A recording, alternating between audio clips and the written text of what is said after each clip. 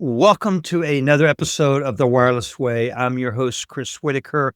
And yes, I'm grateful that you're here and equally grateful for Stephanie Hayes.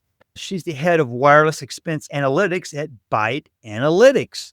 And I met her at Mobile Disrupt in Miami not that long ago.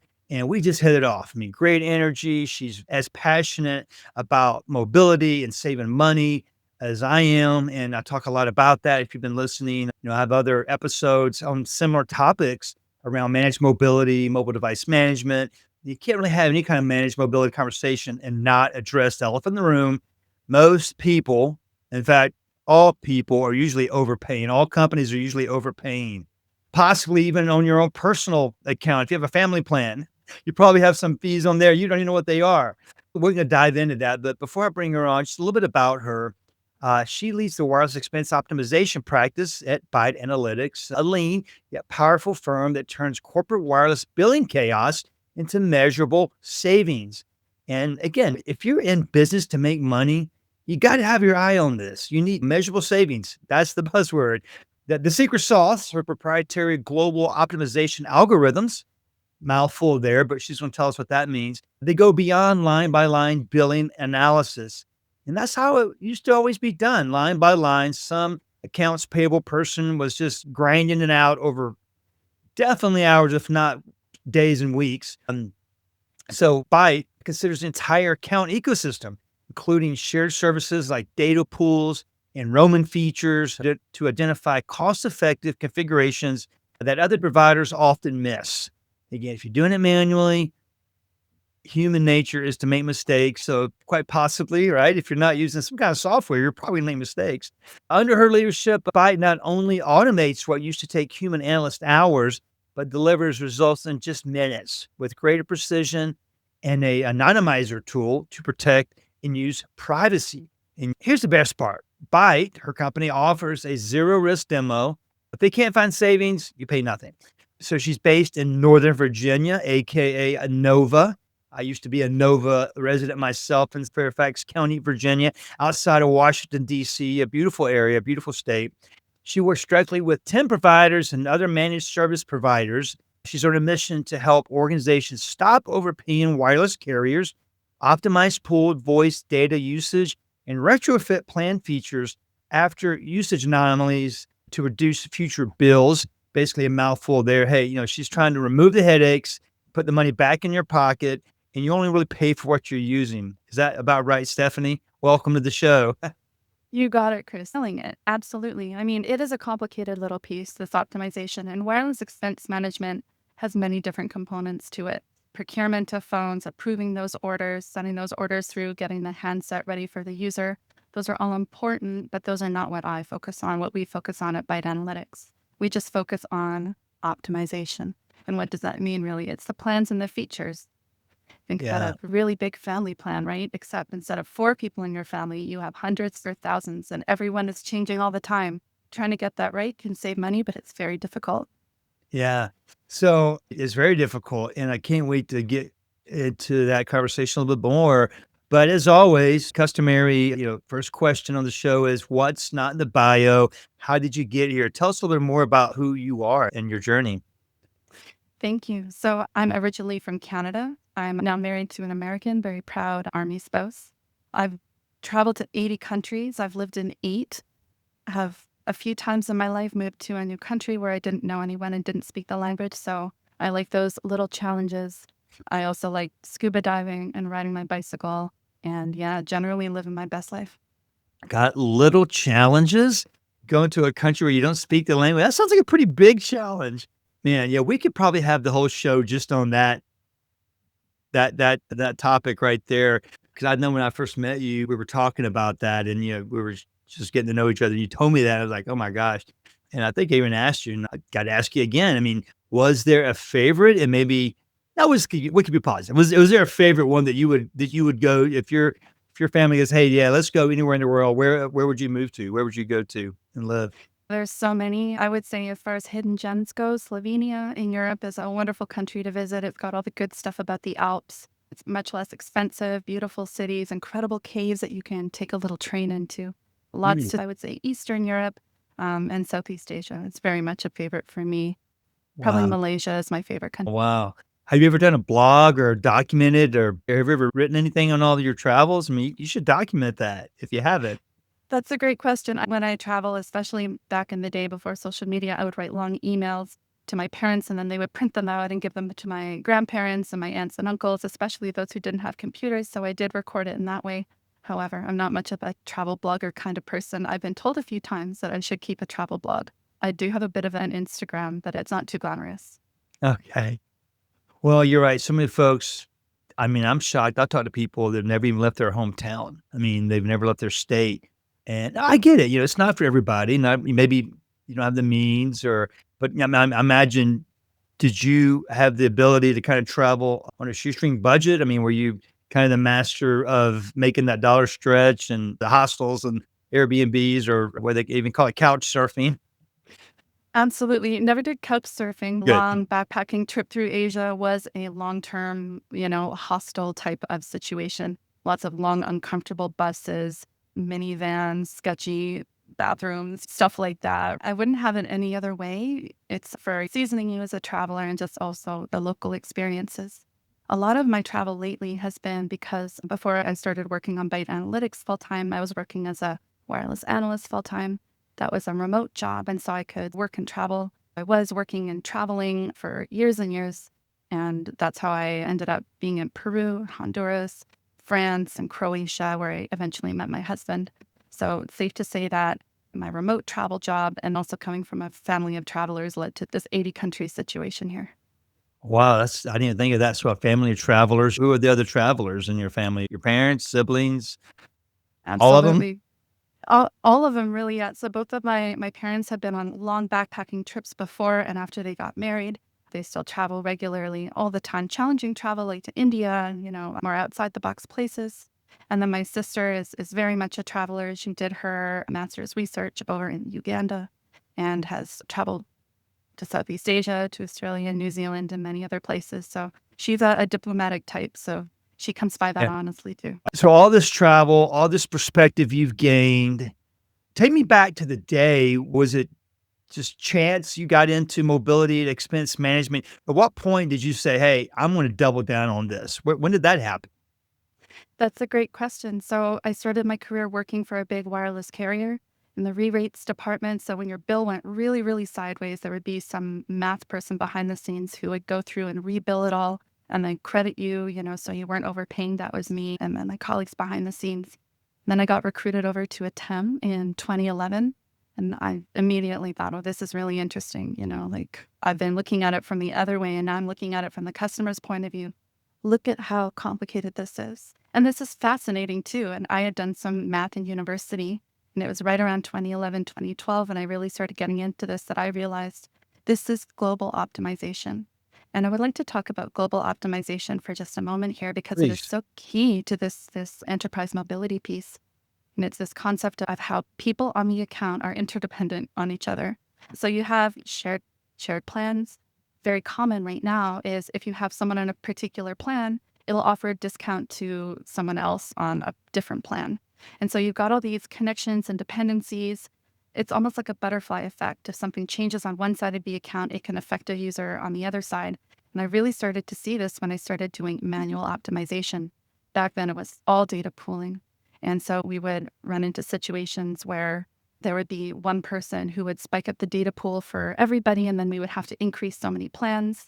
And so you see how it's connected, and you need to find the lowest cost for everybody, for the whole account, not for each individual user. And so as I got further and further into this optimization and I analyzed bills from more and more countries, I started to see it's all the same game. They all create these incredibly interdependent things, and you need to look at all these connections. And I realized that the game was that it was impossible for humans to manage. The way that the carriers had structured this, it was just literally impossible for a human to get it right. And so it was going to end up in their favor, like it always does with the wireless carriers. So it was that challenge of realizing that the deck was totally stacked against the customers that galvanized me to want to do something about it. And that ended up being software. So would you call yourself a mathematician? I wouldn't call myself a mathematician. I did a unit on global optimization that was a couple weeks long. I remember getting through it and thinking, oh, I'm glad that's done. That was really hard. Won't use that again. Yeah. So, yeah, Yeah. tell us more about that. I mean, that transition from manual telecom expense management all the way to today, leading Byte Analytics. And what inspired that shift to software-based optimization then? So, I mean, it was seeing certain, billing instances where someone's cost goes up incredibly and there's, something that could have been done about it either before or just after the usage is incurred before the bill cycle. I'm going to tell you a couple billing stories here just to sort of Yeah. give you some of your listeners might be looking at this and thinking, she has been looking at corporate wireless bills since 2008. That's crazy. Like, that must be so boring. But what's really Are interesting about painful it, for some. painful for some. Some people, I would never want to do a job like that. But there's some really interesting things that happen because it is all about human behavior. So, take, for example, a very sad story. We're not going to be giving out any names. And who among us has not had a couple of missteps in their romantic life, right? So, there's no judgment here. But this is Chris from, I know you must remember, before unlimited text was included for everybody. This was a Verizon account, and you could either have 200 messages for free or this 1 month.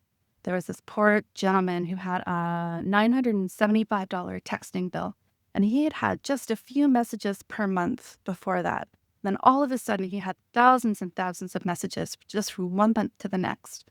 So let me ask you, Chris, what do you think could inspire a man to such foolishness? Oh, yeah, could it have been a woman? A new He did. relationship. He met a woman. That's exactly right. And things were, they were very connected right off the bat. And that text messaging just went back and forth like never before. And then, of course, he gets a big bill. I let the manager know, and the manager goes to this poor gentleman. They say, oh, we've noticed this. Should we add the unlimited feature for you? So not only was he very embarrassed, but having to answer for this. But it turns out that he didn't need the feature added because he had already been dumped by the time that this conversation Oh, happened. So it man. was into the next billing cycle. It was already too late to do anything about it. So, those are the types of things that you want to avoid and manage as much as possible. So when you are in my position as a wireless analyst and you're looking at these massive volumes of billing data, you have thousands and thousands of lines on a particular account, but every usage event also has its own line on the billing file. Um, let's just talk, long distance for a minute. You calling long distance to, Vietnam, there's a different rate for this feature It's usually and this international you're feature. talking about, right? That's International long exactly right. distance. No long distance. That's right. And same with roaming. You can have daily roaming, or you can have one of these $100, features that gives you 100 minutes, let's say, and a gigabyte of data. Or you can have like a pay-per-use roaming. Sometimes that's even cheaper. So you need to, for every single line, every single month, make sure they're on the right plan, make sure that they've got the right features. And not all features are available with all plans. So sometimes you might want to put someone onto a particular plan just to get the right feature for them.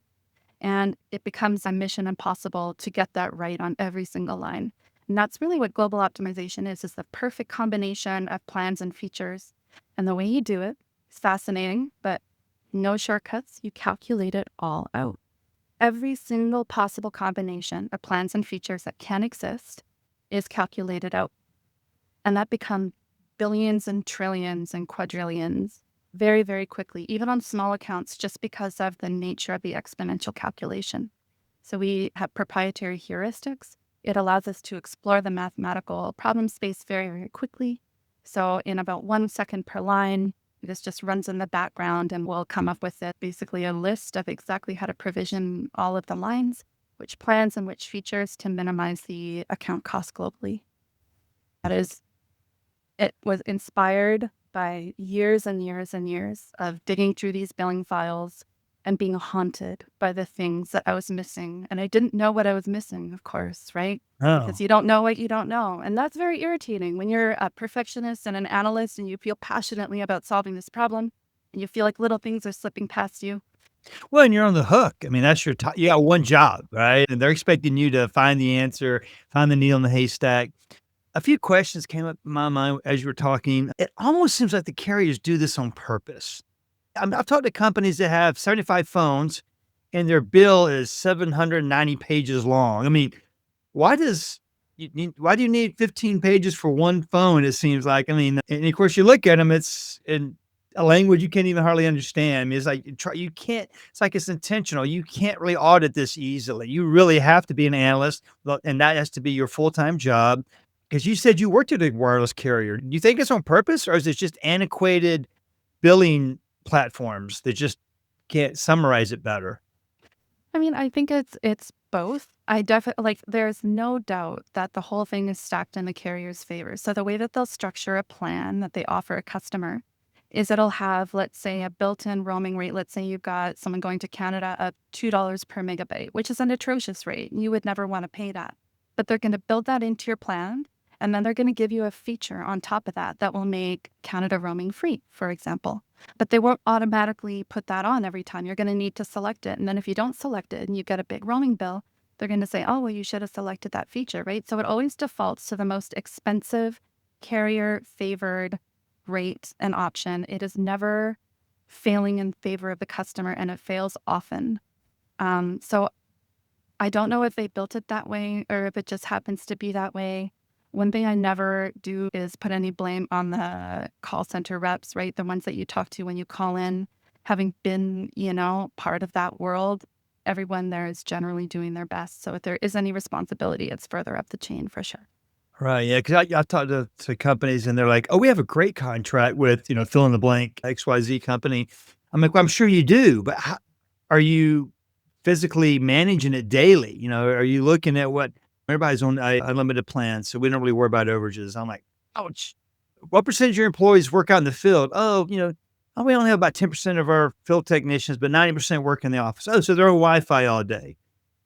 Wink, wink. I mean, see where we're going here? Why do you need unlimited data if they're on Wi-Fi all day? And of course, you do the Absolutely. analysis and you find the majority of them are 2 gigs a month, maybe. So they're overpaying. Is that kind of like a common mistake you see as well? People being on a unlimited plan, thinking they're saving money because they don't have the risk of the dreaded overage bill.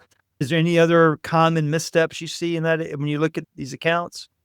Oh, Chris, I could take up the whole podcast talking about these little things, but yes, absolutely. So all unlimited plans are not equal. There are much better and worse unlimited plans. There's different discounts that apply. In fact, sometimes these days on Verizon, if you're on an older unlimited plan, they'll put a rate plan or a plan rate adjustment on there to just make it more expensive because they want you to upgrade to their newer, more lucrative, I would presume, plans. Mm-hmm. There are many plans, unlimited plans. They'll include some daily roaming or they'll include some discount on another plan. And so if you're not leveraging that where it's going to benefit your users, then you're leaving cost savings on the table. So set it and forget it, I would say, is never a viable strategy. If you have a good contract with your carrier, that's great. It still requires management. And that doesn't necessarily have to be a huge task. If you have good software, or even if you do a little bit of manual optimization each month, I mean, you're going to be light years ahead of the people who just never look. Wow. Where do you see all this going? I mean, you would think someone at the carriers would know that companies like yours exist or many others. There's a lot of managed mobility providers out there. I work with some of them on a daily basis. You would think they would see, okay, these companies are kind of cutting into our profit margin. In fact, maybe as a result of this, some of these customers may go, gosh, I've been getting gouged so bad here. I'm going to change provider. It doesn't seem like it could be good. And then the other side of the coin is, they could say, well, gosh, if they're coming in and they're cleaning up their bill, making the customer happy, maybe they'll stay with us longer. And now they're not at risk anymore. Where do you think they think this is going over the next 3 to 5 years? And part one, part two, and how do you think AI is playing in it either today or in the future?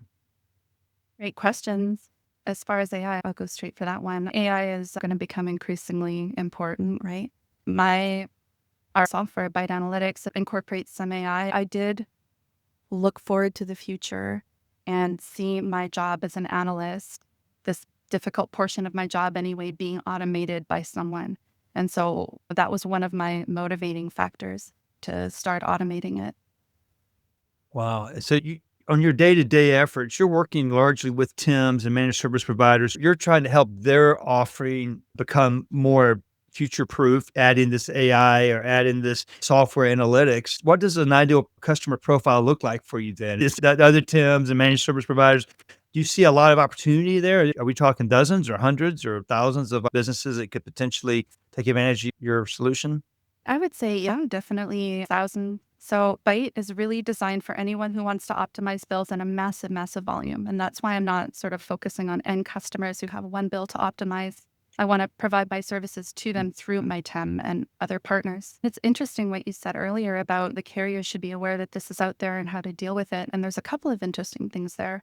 The first is that, to my knowledge, Byte Analytics is the first company that's really focused on just this global optimization piece. Even big TEMs are still actually reliant mostly on human analysts. And I think that's mostly a matter of economics because even big TEMs, this is a back-end optimization piece. TEMs are really good at front-end engineering and reports and things that allow them to interact with their customers. But this is an entirely different kind of engineering. So they'd have to do a different project with different engineers. And it's a huge, risky, expensive project. And so it doesn't make sense for every TEM to do this on their own. And so that's why my strategy of focus is to focus on this one little piece and then provide it to all TEMs so they don't have to develop it themselves. They've got all the benefits of global optimization for their customers without the risk. And then as far as the carriers, I mean, that's really interesting what you say, because I agree with both of your points. I feel like the Yeah. carriers, they kind of don't want this because they got this optimization piece that is so lucrative. However, almost always, when I see a customer leave their carrier and go to another carrier, it's because of some sort of an instigating incident. And when it's about billing, it's normally some sort of a thing where it has built up. And if the carriers will just not let their customers get to that point, then they probably will never leave. So there is value to the carriers in providing some sort of an optimization service just so that they don't have that sort of rage reaction and then that departure that I see very often. Yeah, 'cause I've even talked to accounts payable folks and CFOs where they'll say, "Yeah, I spend $10 to get a dollar credit." "What do you mean?" "Oh, we'll have my accounts payable rep on the phone for 30, 45 minutes at a time just to be hung up on or transferred to the wrong department, have to start all over, and we're just chasing down a small credit for something that we caught." Again, do a manual audit, which probably took hours, if not days, and then you're on the phone trying to get a hold of your account rep. That's nuts. In fact, just recently, I was working with one of our selling partners, and the customer only had like 80 phones. The bill had gone from like 5 grand to almost $10,000, and they haven't hired anyone else. They ended up noticing their bill. They were paying for like 125 lines with 80 employees. And, part of it was not only the carrier's ease of doing business not being there, but the company was leaning heavily on mobility, but they didn't really have anyone internally to manage it. It was the HR department managing the cell phone bills, and that's not their sweet spot. I mean, they got bigger problems. They're dealing with onboarding, offboarding, HR policies and issues and performance plans. The HR director's like, "Hey, look, I'm just doing this because you threw it on my plate. I don't know what I'm doing really." Didn't have the right tools. Yeah, we introduced them to a warehouse expense management solution, and of course, right-sized the bill, fixed all the glitches, gave them a nice portal, did onboarding and offboarding. They were just blown away. And you kind of go, how the carriers created this problem, but how even the end users don't even know there's a better way. They don't know they don't have to deal with this. They just think it's part of well, if we're going to have cell phones, this is just how it is. No, it doesn't have to be that way. It's gonna be interesting to see when the next 3 to 5 years goes. Either A, companies like yours will continue to flourish and solve the problems, or B, will the carriers finally get a clue and say, "You know what? We need to make this simple. You got 100 phones, here, maybe 10 pages with 10 lines per page with what you're paying for, what the features are, instead of all these codes and all these crazy string of numbers that mean nothing to nobody." That's something else. So, as we'll start to land the plane. We ain't got to land it right away, because I do want to know what advice you have for finance leaders, with all your background, all your experience, if they want to avoid overpaying carriers, what advice should they start doing today differently? What action should they take? I think the best advice might be to pick a really good TEM. These people are trained. This is all they do, right? Having someone go through your bill who, knows what they're doing versus someone who's trained in HR or traditional accounting or something, there should be no doubt that it should save you money and save you time. So working with a good TEM is a great idea. There are many TEMs out there. You should find the one that works for you, that's in the right price range and provides the right type of service. If you're not going to hire a TEM, at the very least, download your text formatted bill from the carrier website and the total charges sort by descending and take the top 15 or so and look at them. And if it's an equipment charge and you know that person got a phone, then that's fine. But if you see a big roaming charge or something else, even if you do nothing else, send it to your account rep and they might have some suggestions. At least they will know then that you're looking at the bill and they might have some helpful suggestions to offer. So yeah, I would say get someone to, outsource it to the people who can really Yeah. handle it. If you're not going to do that, then at least give it a cursory look and make your account rep know that you kind of care and that you're looking at it. Do you think if you call the account rep and say, "Hey, I only have 80 employees. Why do I have 125 phones?" You think they would help them go, "Okay, well, let's take a look at that. These phones haven't been used in 3, 4, 5 months. Let's just go ahead and disconnect those." Will they do that if you ask them, you think? Or it's kind of like, well, you need to log in the portal and do it yourself? They would probably help. I mean, it depends on the rep, right? I have Yeah. dealt with every rep of every flavor. I always try to bear in mind whether I'm dealing with a billing rep or like a sales rep because the sort of skill sets of Oh, those yeah. two and their focus is entirely different. And how they're compensated varies.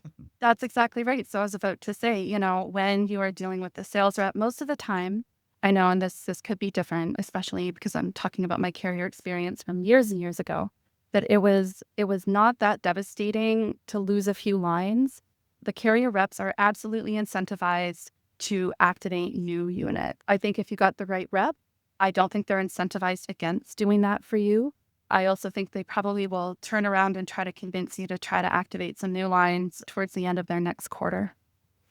How about insurance? What's your opinion on insurance? Some people are paying $15 a phone a month. That's a great question. Yeah, so anytime I see an insurance feature on Verizon or AT&T or whatever, I just recommend that they remove it.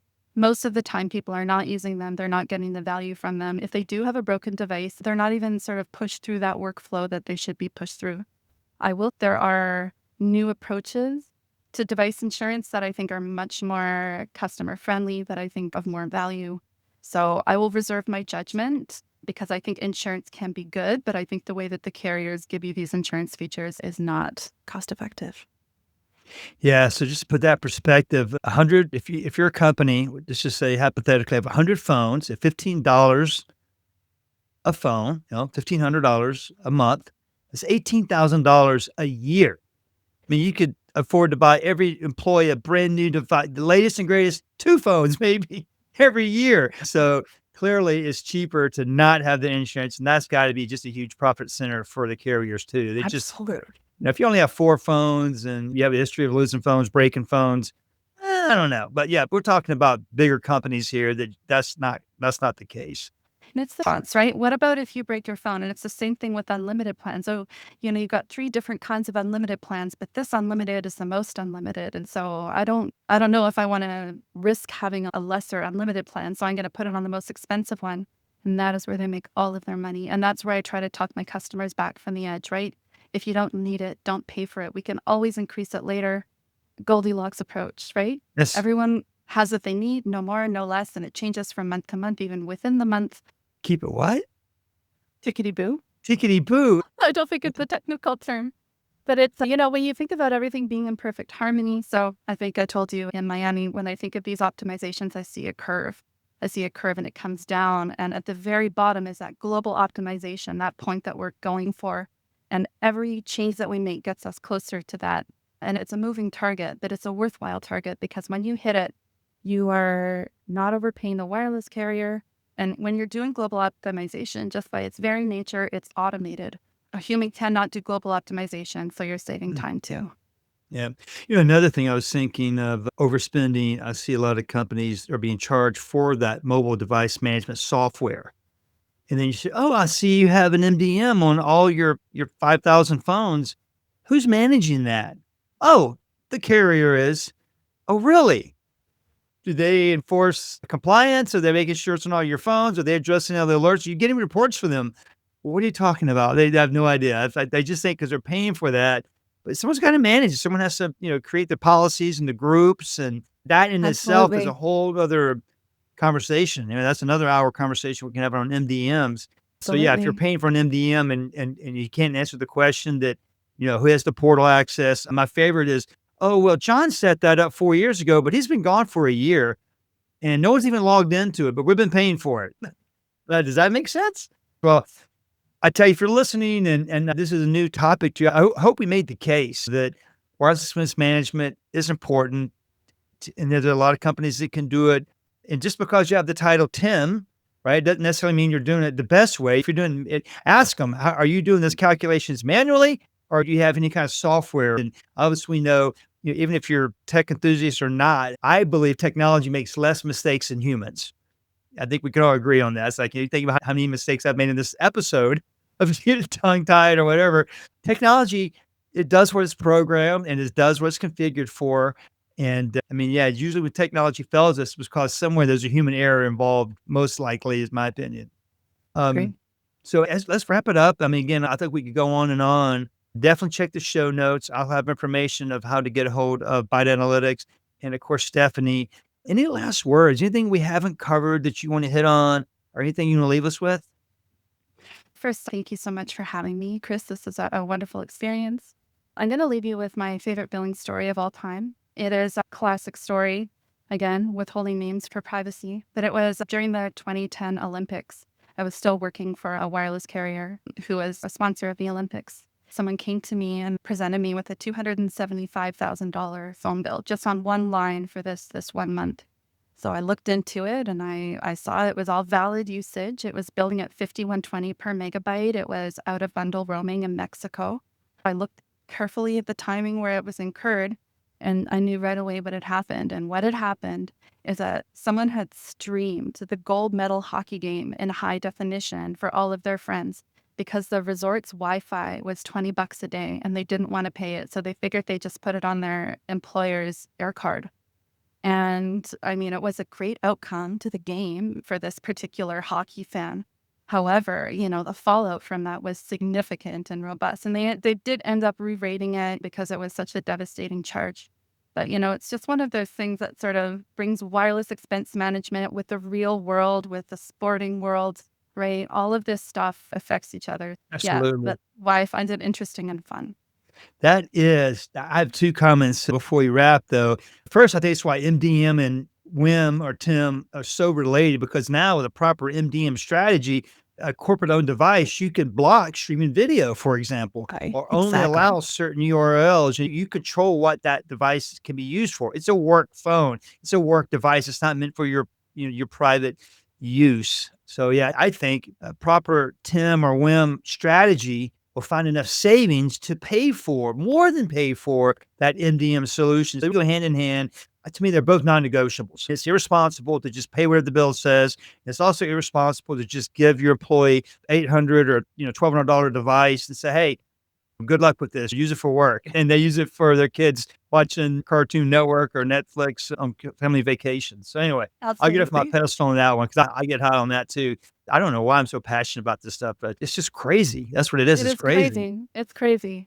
Well, okay. So my last question for you that, again, it popped up in my head as you were talking. So we started off the show talking about your 80 countries. Have you hung up your suitcase for now? Do you have any more trips planned for the future or did you put that on, are you on a travel hiatus for now? What's your future travel plans? Bit of a travel hiatus for now. I'm really focusing on Byte. I've had this in my mind for so many years and then, development took years and now it's really the time to go out and market it. However, I do have a 2-week, maybe 10-day trip to Portugal, I think this fall, and probably head somewhere next spring. So I would say, unlike my previous times when I'm sort of living for months or years abroad, I go for 2 weeks, just like anybody else. So I still love it, but it's Just like scaled back. anybody else. I don't know about that. The average person does not take 2 weeks. I wish we did. We should. That's what many of my European friends, especially in France and Spain. Yeah, they take the whole month of August off, of course. You take more than a week off. People are like, "Are you crazy? They're going to fire you." Like, well, they better not. They gave me 2 weeks of vacation. I can't use them yet. So I'm starting to see a little bit of a trend. People are starting to take advantage of their full time off. In fact, you see some companies with unlimited PTO. I think a lot of those companies are starting to rethink that. They're like, wait a minute, these young people are coming in. They're taking a 4-day weekend twice a month. It's like, that's not what we had in mind. We still need you to be at work. Wow. I'm pretty sure I'll be working on my 2 weeks in October, but you know what? I love Byte so much. I love this global optimization so much. A few hours of work on a vacation doesn't really feel like work. That's right. How did you come up with that business name? It's a BYT, right? great question. I also like the idea of biting chunks out of the bill. Oh, I yeah. like the idea of a little critter, like a Tasmanian devil with big teeth that just goes through your bill and tears it into a million pieces and finds every little bit of savings that's going to leak out. Taking a bite I out want to of bite through that bill. Taking a Exactly. bite out of your bill. Have You you got should it. come up with a little mascot. You come up with a little like a Pac-Man. Eat the bill. Oh my God. Well, Stephanie, I've thoroughly enjoyed this. What a great conversation. Again, if you're listening and we haven't made a point, you need to go back and re-listen or read the transcript or something. So again, thanks a lot. I really appreciate it. Thank you, Chris. Yes, and there you go, folks. As you were listening to this episode, as always, if a customer popped in your mind, or a colleague, or a coworker, or a friend that you were having this conversation with, I mean, share this episode with them. Really appreciate it. You can always go to thewirelessway.net, hit the contact us button. Any feedback on this episode or others, love to hear from you. And until then, we'll see you next time on The Wireless Way.